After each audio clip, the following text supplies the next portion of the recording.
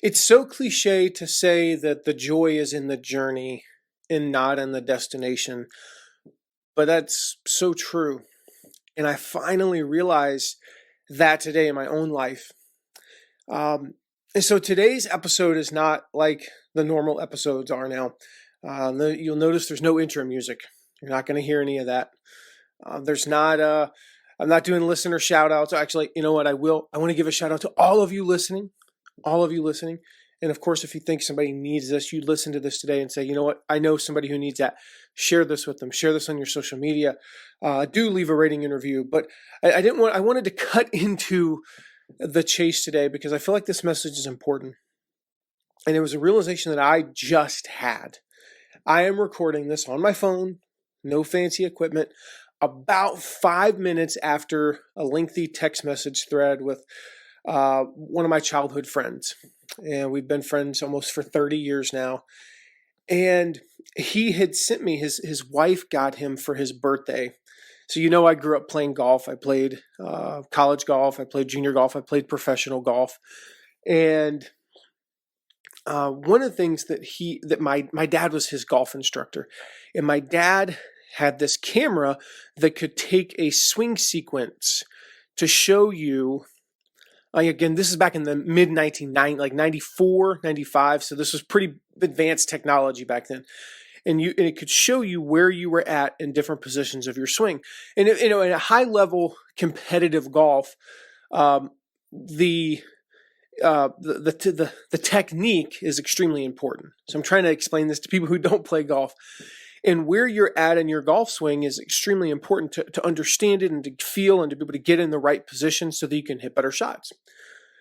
Well, his wife, so this is 26 years later, his wife found his swing sequence that my dad had taken, and she had it framed and gave it to him for his birthday, which is really awesome. So he sent this to me. He's like, he and I were reminiscing. He's like, dude, you got to see this. And oh, wow. So we went back and forth about, golf and memories and all these things. And one of the, I told him one of the regrets that I have is I don't have more of those. I don't have more pictures like that. I only have a few. In fact, the only pictures I had were the ones I could find online where I'd won tournaments or I was in like the local news.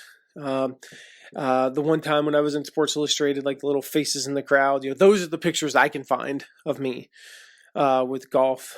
And so we were going back and forth though, and I had a revelation. I played pretty high level golf, and I played at the University of Tennessee, and I was ranked as high as like 14th in the country in Division I golf. And won some big tournaments. It was really cool, And I said all that not to brag because I didn't make it. Some of the guys that I was beating really big when I was, in college are now playing on the PGA Tour. So kudos to them because, looking back, I see what they had that I didn't, which was they had a certain level of confidence that I was beating them. But they were confident, borderline cocky. In fact, one of them I would say was cocky. I didn't like the kid. And he turns out he's one of the nicest guys in the world. I've gotten to know him better over the years. He's he's consistently one of the top 50 golfers. He's one of the top 50, professional athletes in his sport in the world consistently year after year. I couldn't stand the kid when we were in high school. And I always beat him. Truth is, I always beat him. But he had confidence, borderline cockiness. He had a certain swagger that now that's why he's on the PGA Tour and one of the top golfers in the world. And so to put this into perspective, I won a lot of tournaments. I was well respected in the sport. And my sophomore year, I was an honorable mention All-American. And so going into my junior year, this is looking pretty good. Well, I had a very mediocre fall season. I was ranked like 150th in the country. Which, to put that in perspective, there's, 5,000,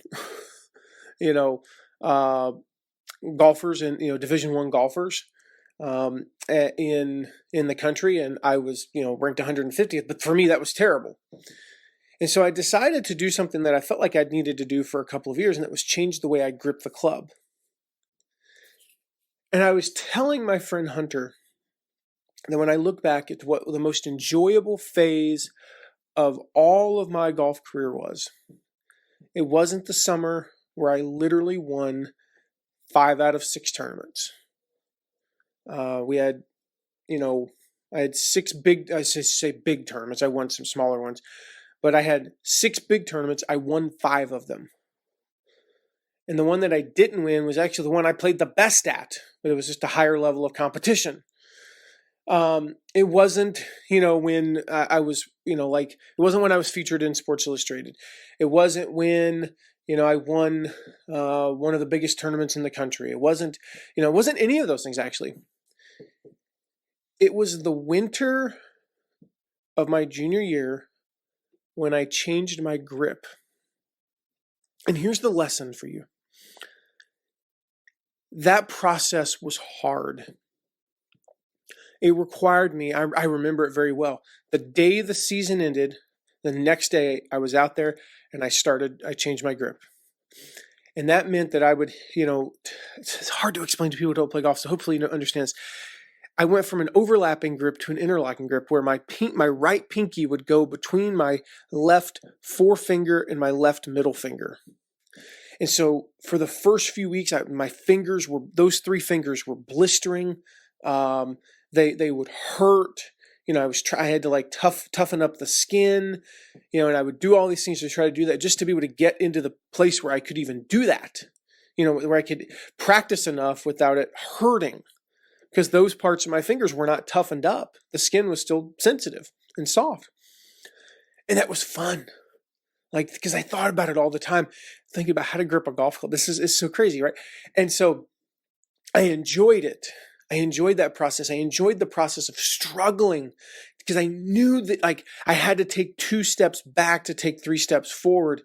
And just that whole winter, when I had a moment, I would go practice, which I did anyway, but I would go practice and I was focused on, and I had to remind myself until it became second nature to grip the club that way. And I had to experiment with, how do I do this? How do I do that? And when I had a spare moment, if I'm sitting at home at our apartment and I was watching TV, I was gripping a club. I was just gripping the club. I was hitting little chip shots in our living room. I have put quite a few dents in the walls because I used to try to hit little high shots and land them on the ironing board and stop them. And occasionally I'd miss one, and I almost broke the glass on the chandelier once in our apartment.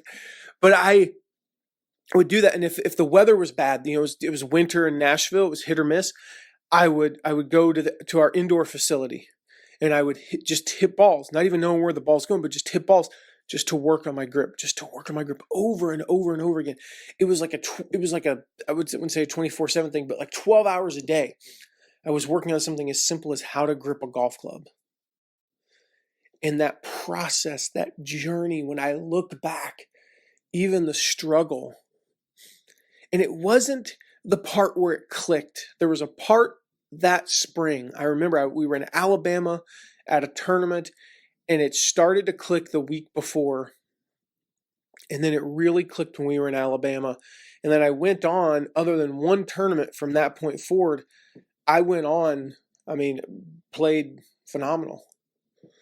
Had the best 6-month stretch of my life in golf in terms of, winning a lot. And my average score was, for those of you who play golf, my average score was 68.5, which was about 3.5 shots lower than my previous average score for a stretch. I played phenomenal. And so I got the results, and the results were great. Don't get me wrong. Winning the tournament, that moment where you win the tournament, that's fun.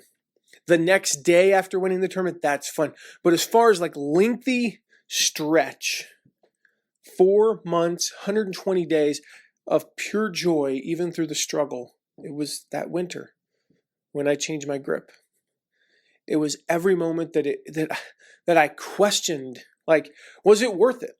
Because it's frustrating when you're used to playing at a certain level, and then you consciously do something, you consciously change something that causes you to take 2 steps back. It's frustrating. But working on those basics and enjoying the journey is what life is all about. And it's certainly what business is all about.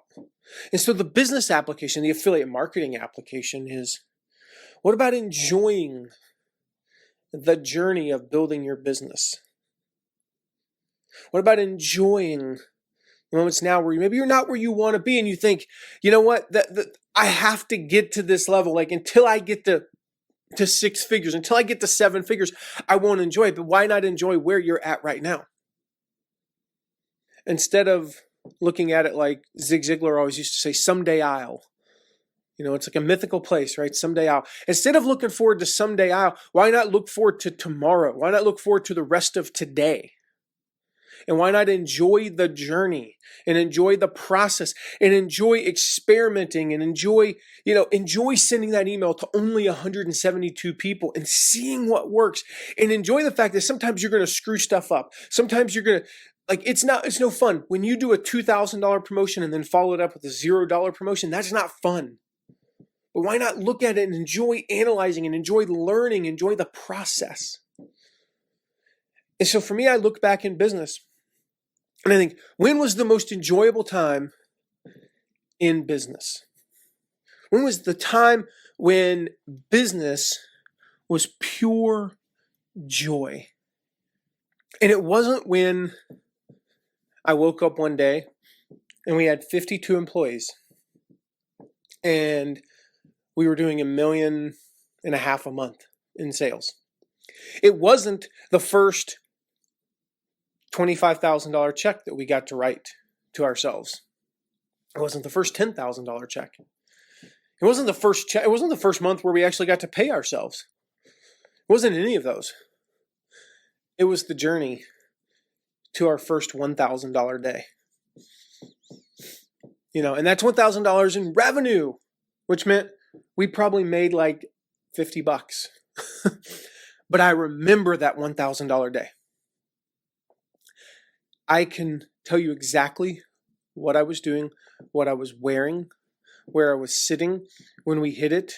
I can tell you what our CFO, who was sitting behind me doing some work, was doing. I can tell you what song I played when we hit it, because we literally, there were 4 of us in the company, 3 owners, and then we had 1 programmer.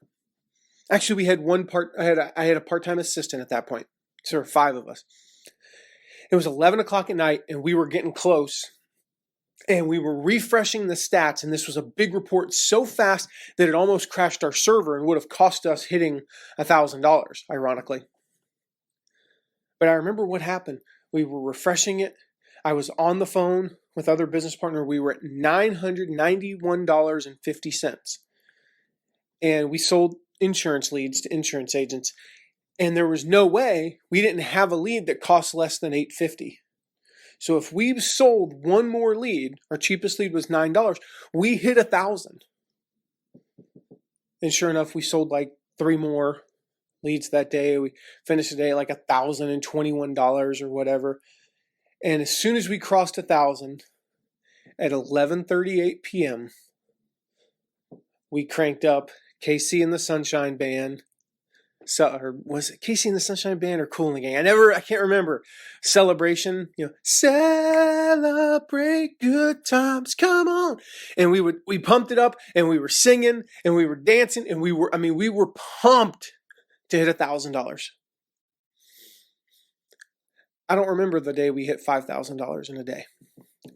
We didn't celebrate. I don't remember our first $10,000 day. I do happen to remember our first $50,000 day, just because I happened to pull up the stats. I happened to see the stats that day. But we didn't have a big celebration. Not at 5. We did at 2. We had a nice little celebration at 2. 1 and 2, we had celebrations. Not 5, not 10, not 20, not 50. We didn't celebrate. We didn't celebrate those days. We didn't celebrate our first $1 million month, our first $100,000 month. We didn't celebrate. And so when I look back and say, what was the most fun? It was that time that we were growing. The time that we were screwing something up every single day, not when we finally got it. And that's not to say that you can't enjoy it when you hit the mountaintop. That's not to say that when you get to your goal, 6 figures, 7 figures, that it's going to be miserable. That's not the case. I enjoyed those times. My message, my point is, don't look down on where you're at right now, where your position is right now. You are there for a reason. Enjoy it, embrace it, because one day you will look back on it and go, gosh, I had it made then. That was fun. Oh man, I remember waking up early to write blog posts. I remember those days. And I can look back on it in one of two ways. I can look back and go, man, that sucked that I had to do that.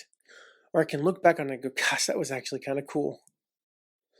Getting up and writing a blog post, I can look back and go, man, it sucked because sometimes I would work my butt off on a blog post and it would get like 4 comments and 2 shares. And then, I could get depressed about that. Or I could look back and go, gosh, that was so funny. I learned so much writing that crappy blog post. I would write one blog post and get 58 comments and, 74 shares, and it would get, 3,000 hits in a day. And then I'd write another blog post and it would get, 5 comments, 3 shares, and 107 hits in a day. What made the difference? That was the joy, was figuring that out. So it's easy to do that in retrospect. Steve Jobs talks about that it's so easy to look back on life and say, oh, now I see how it all, joined up together. I see how the dots connected. But what if we actually took a moment to look at that right now in our business, in our lives, and said, okay, this is the fun part. This is the joy. This is the journey. Yeah, I coach girls soccer. And I had to embrace that this year because the guy who runs the league asked me to. We had a second level. In the past we had one level of girls. We had enough girls this year that we basically had a team that was a level down. And they actually, if you compare them to our daughter's team last year that I coached, say that team for their age would have been like a level 9, level 10. And this team at that age would have been like a level 7. So we're like a level 2 at this level. It's a major step down. And it sometimes gets frustrating because I'm like, golly, we weren't dealing with this stuff with like last year. At a year younger, we weren't dealing with the stuff that we're dealing with now. And then I remind myself, oh my gosh, we have an opportunity to mold them. Like, this is fun. And so we see them like, this past weekend, they lost to 2 teams that they'd already played. And they lost 4-0 and 3-0. But earlier in the year, we lost 14-0 and 11-0. And you can see how much they've progressed, in part because as coaches, we took the attitude of, wow, there's so much progress that can be made, and we're going to enjoy being able to, we get to see players click. We see it click for them. We see them get it, and watching some of the girls this weekend, some of the moves that they made and some of the things that they did that we've been working on for 4 weeks and not seeing the fruits of that labor. It's please do this thing. And there's times where the voice in my head is like, oh my gosh, this is so frustrating. And then when they do it though, it is just a thing of beauty. And so enjoying that process, finding joy in the journey. Again, it's easy to do when you look back on it.